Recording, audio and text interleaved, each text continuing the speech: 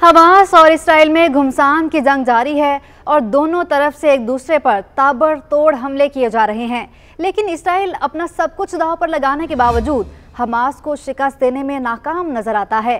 खित्ते में जारी ये जंग नई नहीं, इससे पहले भी खित्ते में जंगें होती रही हैं। 1967 की बात की जाए तो इसराइल और मिस्र के दरमियान लड़ी जाने वाली जंग में भी नहायत खौफनाक थी। 1967 में 5 और 10 जून के दरमियान इसराइली फ़ौज ने मिस्र के फ़ौजी अड्डों पर अचानक हमला कर दिया था। इन अचानक हमलों की वजह से मिस्री अफवाज को काफ़ी नुकसान उठाना पड़ा और इसराइली एयरफोर्स को एक तरह से बरतरी हासिल हो गई। इसराइल ने फ़ज़ाई हमले के फौरी बाद ज़मीनी कार्रवाई का भी आगाज़ कर दिया, जिसके नतीजे में गोलान और सहराए सीना के इलाकों पर इसराइल का कब्जा हो गया। अरब इसराइल तनाज़े की वजह से न सिर्फ खित्ते बल्कि अमेरिका और इसराइल के माबैन भी बेचैनी में इजाफा हो गया था।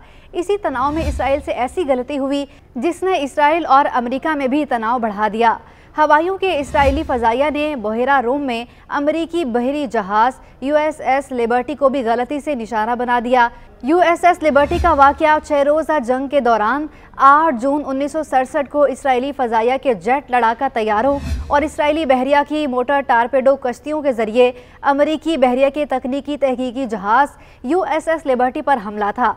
मुश्तरका फ़ज़ाई और समुद्री हमले में अमेरिकी बहरी जहाज़ के अमले के 34 अरकान हलाक हुए, जबकि 171 अरकान ज़ख्मी हुए और जहाज़ को शदीद नुकसान पहुँचा। इस वक्त जहाज़ जजीरा नुमा सिनाई के शुमाल में बैनुल-अक़वामी पाइयों में था। इसराइल ने इस हमले पर माफ़ी मांगते हुए कहा कि USS लिबर्टी पर गलती से हमला किया गया था। इसराइली और अमरीकी हुकूमतों ने इंक्वायरी की और रिपोर्टें जारी की, जिनसे ये नतीजा अख़ज़ किया गया कि जहाज़ की शनाख्त के बारे में इसराइली कन्फ्यूजन की वजह से ये हमला एक गलती थी। हमले में बच जाने वाले अफराद समेत कई और लोगों ने इन नताइज को मुस्तरद कर दिया है और कहा है कि यह हमला जानबूझकर किया गया था। इसराइल और कई अरब ममालिक के दरमियान 6 रोज़ा जंग के दौरान अमेरिका ने एक गैर जानिबदाराना मुल्क का दर्जा बरकरार रखा है। जंग शुरू होने से कई दिन पहले USS लिबर्टी को मशरकी बहेरा रूम के इलाके में जाने का हुक्म दिया गया ताकि मिस्र के सिनाई के शुमाली साहिल के करीब बैनुल-अक़वामी पाइयों में सिग्नल इंटेलिजेंस इकट्ठा करने का मिशन अंजाम दिया जा सके। इसराइली ज़राए के मुताबिक 5 जून को जंग के आगाज़ पर इसराइली फ़ज़ाइया के चीफ ऑफ स्टाफ जनरल यतज़ाक रॉबन ने तल अबीब में अमरीकी बहरिया के अताशी कमांडर को मतला किया कि इसराइल अपने साहिल को हर तरह से दिफा करेगा।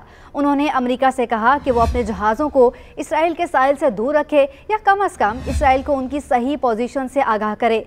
जबकि अमेरिकी ज़राए के मुताबिक लिबर्टी पर हमले के बाद तक भी इलाके में बहरी जहाज़ों के बारे में कोई इंक्वायरी नहीं की गई।